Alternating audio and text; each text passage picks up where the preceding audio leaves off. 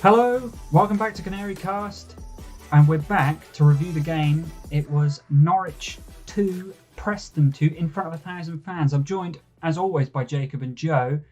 How are you? Let's go with Joe first. I'm feeling better now. I've had half an hour to process it. I wasn't too pleased at the full-time whistle, but I'm glad we didn't lose it, essentially. And the ever-present Jacob. Yeah, not bad, mate. I enjoyed your preview beforehand. I thought it was going to be a difficult game. I did say to Joe before it would be a draw. So expected in my opinion. But yeah, the performance wasn't totally there, so not completely chuffed. So let's go to that preview. And we both said that pretty much if we want to win, we need to start Emi Buendia, who did not make the 18. That's a big call from Daniel Farker. Apparently failed the fitness test, according to Michael Bailey, which is... Yeah, I would more say Stuart Webber and Daniel Farker is a bit of a you should not have ran that interview without our say-so. Agreed. But let's move on to the game because it was a quite surprising start. Obviously, Preston started pressing well. What do you reckon, Joe? Yeah, they did. They forced Norwich into long balls. A lot of long, aimless long balls that Pukki was never going to get on the end of. Clearances, basically. But no, give Preston credit. They started the game really well, and certainly for most of the game they were in control. But certainly the first 25 minutes they were by far the better team, in my opinion. And let's talk about that penalty call because someone did. I can't remember who it was, but they did a fantastic impression of Tom Daly, and won a penalty from it. So not bad. Yeah. Well, before that, like Joe had said, we watched the game together, so. We said before the game that Norwich are too easy to play against. So if you press them high and let them go long aimless balls, you will win the ball back a lot. And that's exactly what Preston did. Alex Neil had his game plan down to perfection. So yeah, the ball comes in. Godfrey decides, I'm not too impressed with Ben Godfrey, so we'll go on later. He thinks, I'm a Premier League centre-back. I'm just going to wish this out. Tim Krul's called for it. Pointless. Does not need to clear that ball. There is no one behind him. Sean Maguire's close, but nowhere near close enough.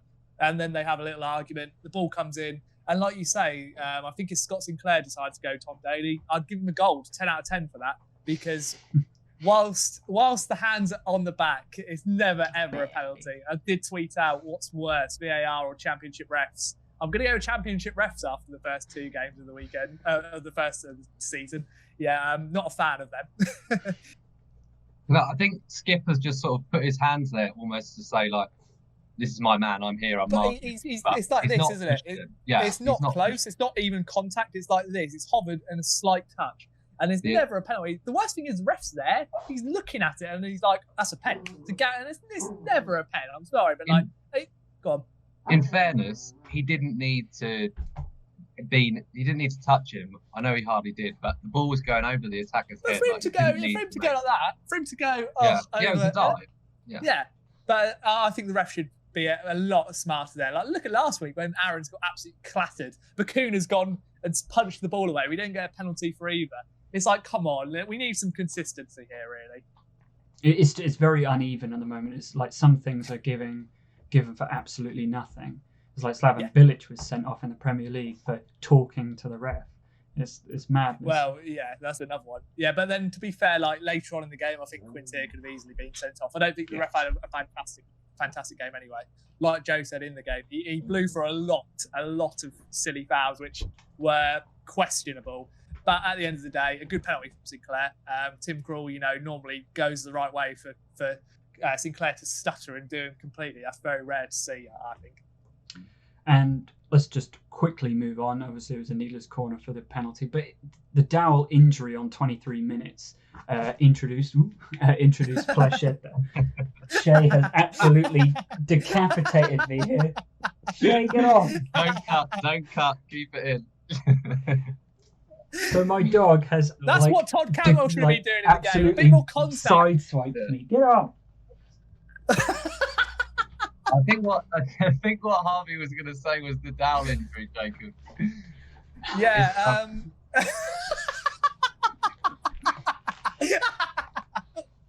Little bastard. It's the look of the eyes, like I did nothing wrong. Oh wow. Nothing happened. Carry on. Just pull it off. Anyway, the introduction of Placheta, what do you reckon to him getting a good run out instead of a sort of cameo appearance? Don't give the ball to him when his back's facing our goal, the opposition goal, because he cannot play football that way.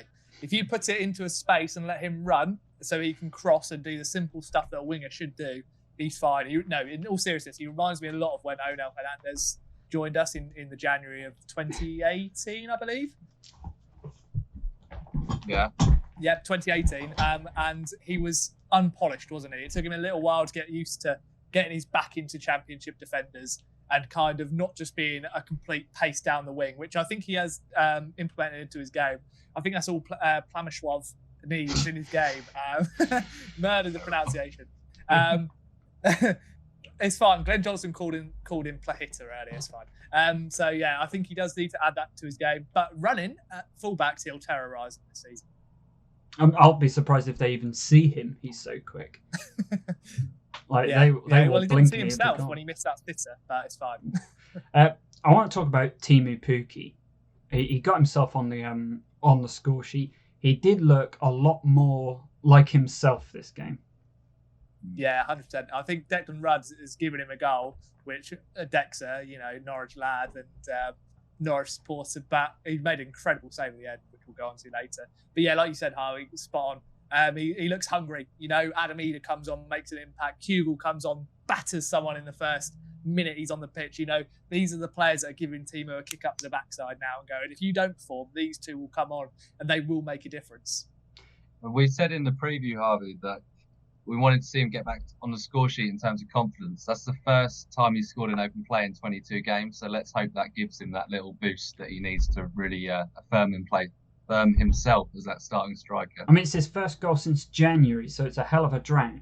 So at least he's now back on there, and hopefully he'll use that as a platform to kick on. 2 games, 1 goal, 1 assist. You can't complain at that, really.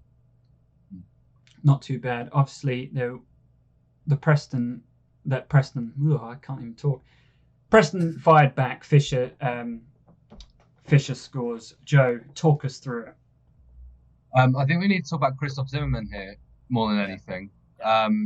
He gets dragged out wide in Max Aaron's place, or where you would normally find Max. He then gets dragged inside, and by that time, the ball's already been played behind the defence, and they're in. Very nice block on the line from Godfrey, fair enough. Falls perfectly to Fisher, annoyingly, but there you go. Bad shape at the back there. You can't get dragged out of position like that. And his game generally today, and Jacob will expand on this because he was fuming at times. He was losing out headers to Sean Maguire. Him and Godfrey were both being dragged out of position by Maguire. He ran them ragged, Jacob. I loved Christoph Zimmermann before I start off on this rant, but since his injuries last season, he's not been the same player. He looks a lot slower, which I didn't think was much more possible because he's not the quickest anyway.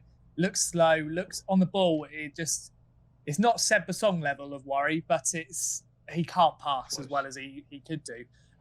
Ben Godfrey was always better at passing the ball out, but Zimmermann now, he struggles to play anything other than a simple pass. Even at the end, when we were on the main kind of, we were given the impetus, Preston were counter-attacking. It's a simple ball to Ollie Skip, and he kicks out for a throw-in. And I don't think he can move his body well. Godfrey and Zimmermann have the same kind of weakness, where if you put someone in behind them, they turn like tanks. They cannot turn quick enough. And it was kept happening, like Joe said. Godfrey got dragged out, Zimmermann got dragged out, and all Maguire did was come forward a little bit, and then Sinclair and Barkhazen came through narrowly, and they were in every single time, hence why Quintier got booked, hence why Max Aarons had to bail us out a couple of times. It wasn't good enough for me now. Unfortunately, I'd have to say I would like to see Ben Gibson in for Zimmermann. The thing that all wound me up enough, but the cherry on top, if you like, was in the second half, Preston obviously came off the gas a bit and were playing longer balls. And Sean Maguire is just about 5'9", and he beat Zimmermann to headers 3 or 4 times. Like that's not good 6'3", enough. Yeah. It's not good enough at any standard. You can't do that. It was a poor game from Zimbo today. Hopefully he refines his form. He's a great person to have around the squad, but we can't be having performances like that. it does now make that pretty much 2 seasons on the trot now 3, that Norwich have failed to really identify the solution to their defensive problems. I dread to think how many goals Norwich will concede this season if they go at the going rate. They've brought in defenders for a lot of money, even though they are pretty much on loans, and they're not really doing a lot. So, I mean, what's the solution? Is it just a like-for-like replacement to get Gibson into that side? Yeah, so for me, like this starting 11, this will not be the main 11 for the rest of the season. You will not see Dowell and Cantwell in the same team. It doesn't work. You won't see Godfrey and Zimmerman too much for me. I think it's Ben Gibson knows. He's looking at it, he's waiting. He's seeing errors from both of them today, which are not good enough against Preston side. You're thinking top 10. They're not top 2 promotion rivals for me because they haven't expanded the squad enough. It's just not good enough, like you said, Harvey. The fullbacks are too high, and then we go too narrow. We'll go on to it a little bit later, but the technical side of it is just not good enough. Like Quintero and Aarons are going forward, but not overlapping for the wingers. Plaheta and Hernandez are coming in field too much. And you could look at a heat map or just a screenshot of the game from, I don't know, from minute 25 to minute 85, a whole all in a little bubble. And it's just so easy to stop Norwich scoring. It's also odd that they have some fantastic pacey wingers, and then they operate with a very narrow system. It's very odd that there's a lot of playing in, isn't there? It's fine when you have Emi Buendia. When Emi Buendia is in there, he can create literally something from nothing. He can come inside, weave in, pass the ball, which you have no idea how it gets there. And that's what Timu Puki's relying on. Without Emi Buendia, okay, Todd Cantwell, we'll go on to him later. I thought I don't have the words I can say on this platform, say how I really feel, because that performance was turgid, in my opinion. The way he just, the lack of effort. We were 2-1 down, and he's in the middle of the park. He's deeper than everybody else, fine. And he's walking. It's absolutely disgusting for me. He's got to come and get that ball, grab this game by the scruff of the neck and go, right, this is mine now. He thinks he's Premier League class. You can see how he's waltzing around the pitch. Last season, he took the game by the scruff of the neck in the Premier League against big teams when he fancied it. When it's Manchester City, good. Arsenal, good. Chelsea, good. He doesn't want to play against Preston, which is very clear to see. I don't know how it's taken Daniel Farke 88 minutes to take him off. I've completely gone now. I'm going in. Just keep going. Me too. But he's not good enough, is he? Because the way he's just ouncing about, walking about, we needed someone to take this game by the scruff of the neck. It's just not good enough from him. I'm really, really disappointed with him. Because you know what? If he goes and plays at worldy 5 games and gets a Premier League club, fair play to him. He deserves it from last season. But this year, lack of effort is just nothing there. Pre-season he was shit. Now he's shit. I'm not happy with him. Get him out of the team for now. For me, I know I'm going to sound like a canary caller. Get him out. Get him gone. Yeah. But he does not deserve a place in that team right now. When you've got Adam Eder coming off the bench, working his balls off every single minute of the game, making sure that there's something happening for a 19-year-old kid to come onto the pitch and make something happen in a 10, 15-minute cameo, compared to someone who's 22 or not far away from 23 years old. Apparently 20 million. Scruff that, mate. Absolutely bullshit. It's not happening. He's not good enough for me to start next week. And that was Jacob from Stalin calling into Canary Call today. Joe, any more on Cantwell? Because Jacob's obviously made it quite clear that he thought he had a, let's say, subpar game. What do you reckon? It was an opportunity for him today, really, because you think the 3 players that sort of compete for those positions, you've got Plaheta and Hernandez. They're wingers, really. They're players inside forwards, but they're wingers. Cantwell, Dowell, and Buendia are the 3 that are vying for those 1 or 2 spots, right? So Dowell no Buendia today, so it's just Cantwell and Dowell. Then Dowell goes off injured after no Stiefman. Dowell goes off after 20 minutes. You think, right, Todd, that's this. You've got that now. You're going to have to run the show. You're going to have to do that role. And he's just, I'll echo Jacob's sentiments. He just wasn't good enough. Like, he really was lethargic and just didn't look like he could be asked. Really? It's fine if he tries. Like, if he tries and things don't come off, like Plaheta did a few times, there was a couple of rough edges. That's absolutely fine. You know, he misses a sitter, but he makes up because of the effort that he goes and gets the other goal. For him not to even try, the body language is disgusting, isn't it? The way he's just waltzing around like he owns the pitch. For me, it's just not good enough. I want a team that 100% give everything for Norwich City, especially him. Like you said when we were Local watching lad, it, he's from Dereham. He knows this club. He knows how much. Like I'm the same age as him. I would die to get on that pitch and be able to play for Norwich City week in, week out. And he's lost that. I don't know what his transfers or the agents saying to him that, Todd, you're good enough to go, mate. You're too good for this division. I don't know, but he needs to get his head back in the game like he was last season in pre-season when he was like, right, this is my place. That's why he took the 14 shirt from Wes Houlihan. But at the moment, no, his head is gone. He's not right to start for me. It's not the reaction you want from a local lad. Like 2-1 down at home to Preston, you want them thinking, well, I'm not having this. Like, we're not going down to Preston at home. Like, getting in everyone else's ears, geeing them up, getting them up the pitch, not walking around, not showing football. Yeah. It was a complete opposite reaction to what you'd want to see. And we have gone in on Todd now, but like, just please, Todd, react in a better way next time, please, because it was infuriating, mate. Like, really was infuriating. Well, then we got to half time. So so that's 45 minutes down, and a kick up the arse is needed. But I want to talk to you about reality checks for this. Now, Norwich go in, they're down 2-1, and they've looked extremely poor throughout. What needs to change from this position to make them contenders again? Because they are playing as if they are going to finish 10th in the championship. It's not clicked yet, has it? I think it's going to take a time for Daniel Farke to get all of these kind of players in the right position and the right kind of way. It happened when we were in the 2 years ago. We thought, oh crikey, this is just not going to work. He stumbled across Pookie up front and then kind of worked the system around that. Buendia then came up and it was like Aaron's as well. And you're like, okay, this team is now moulding perfectly. And it just went on a roll and you just could not stop that. For me, I'm not too sure if we can find those players to come in and be like, oh, right, now they're part of the solution. I don't think Kenny McLean was any good. I'm not sure what Kenny McLean offers at this level. I don't think he's strong enough in the tackle. He runs around, which is great, but I don't think he offered Ollie Skip enough support today. But then who do you have? You can't keep going back to Alex Tete. His knees are gone. He doesn't want to play this season that many games. And like Joe said to me while we were watching it, you can only rely on him once a week. His knees are gone. But you probably are going to have to go back to him because him and Ollie Skip probably work with Skip's legs. He, I thought, was good enough again. A little kind of, you can see why he hasn't played much in his career with silly little things like the hands on the back. And there were a couple of challenges and passes which weren't great. But there was some lovely moments. Moments when he sort of took it forward. That's what you need, isn't it? You want one of those CDMs to be able to find. It was like, oh my God, this is what we've been waiting for. Tribal's never done it. Amadou didn't do it. Vadis Didier we thought was going to do it. It never really materialised. All of those, Gary O'Neill, we were like, oh, what are you? There's been so many players that were like, right, Tete is gone now. Let's use him. But Ollie Skip does look very good. I just don't know who you put alongside him. Maybe Jacob Sorensen. But if Daniel Farke is saying he's not ready yet, then he's not ready. You can't argue with the boss. Let's talk about Barcelona target Max Aarons.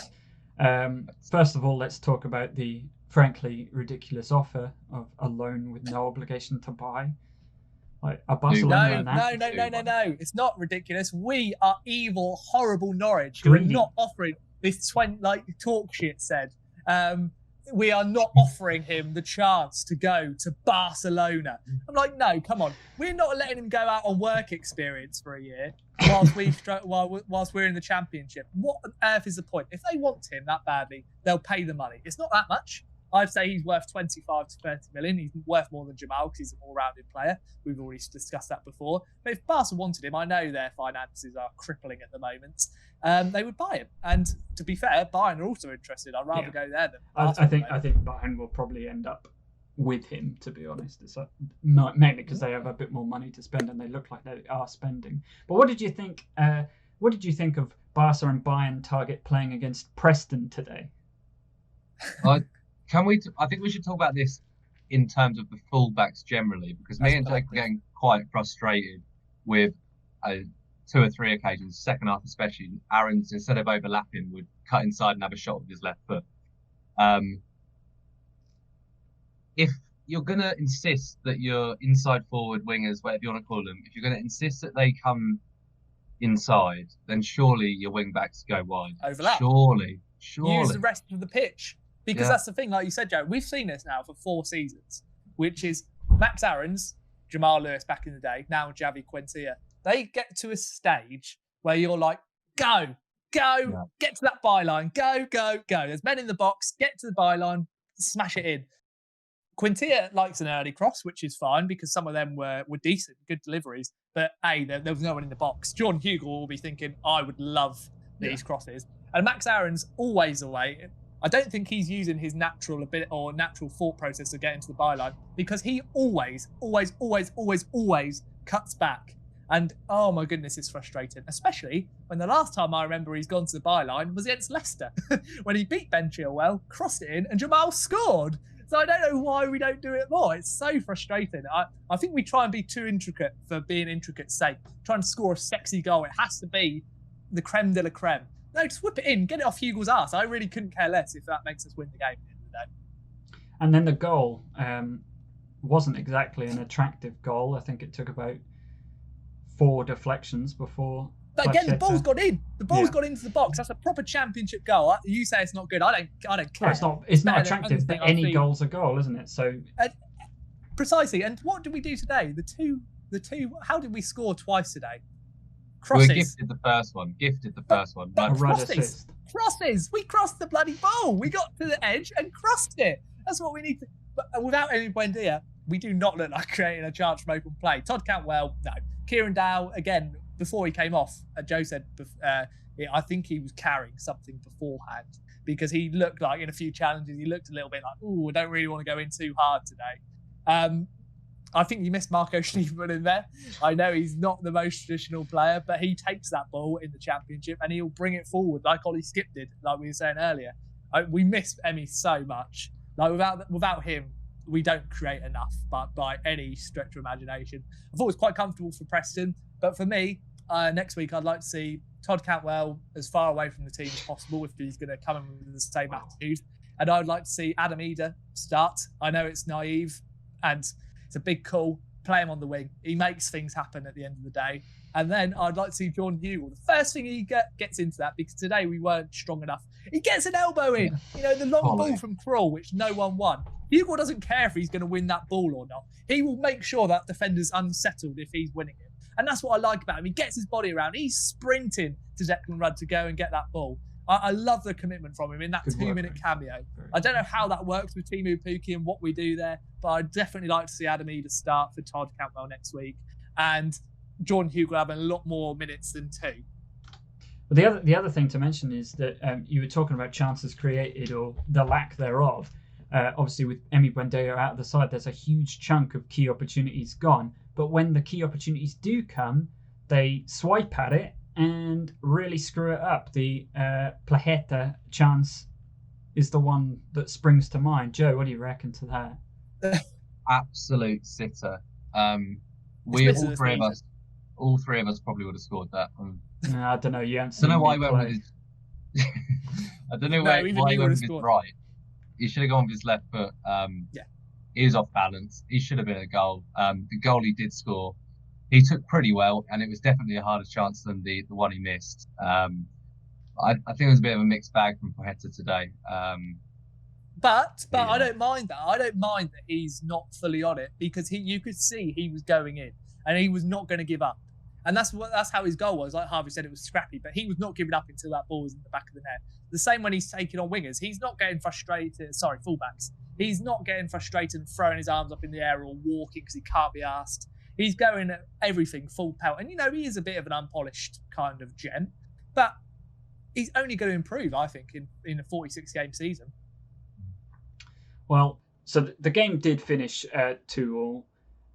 Norwich do remain unbeaten, but are the warning signs starting to rear their ugly heads? Oh yeah, 100%. Like we said, I don't think Zimmerman's fully there. We were getting turned behind far too easily at times. And this is a Preston side who were the lowest scorers in the Championship last season. So the writing could be potentially on the wall there. The fullbacks are still too high at times. Like I say, the counter-attack is not great. Kenny McLean, don't think played brilliantly.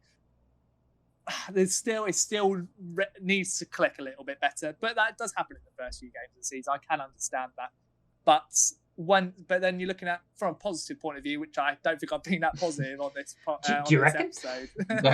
Yeah. The positive is we have not played well in either game, but we have got 4 points from 6 and are unbeaten. Joe, what do you reckon? Yeah, that's my positive spin on it. We've played badly. Well, we haven't got out of second gear in either game. I don't think the performance against Huddersfield and Preston are massively different. I just think Preston have got a bit more quality about them. But yeah, like Jacob said, I think we've got to, especially being the first 5 games, we've just got to get through those, see where we are. And I think the positive spin this week is that 1, the fans are back, and 2, we haven't played well and we've got 4 points. There's your 2 points a game average to go up automatically. So a lot of things need to change. We need to improve on a lot of things, but I think you can choose to look at it either way, either sort of pessimistically and think we're way off, or optimistically and think, well, we haven't done bad, but we haven't really got out of second gear. But performances will need to improve massively further down the line. Let's get through these first 5 games and see where we are is my general thoughts at the minute.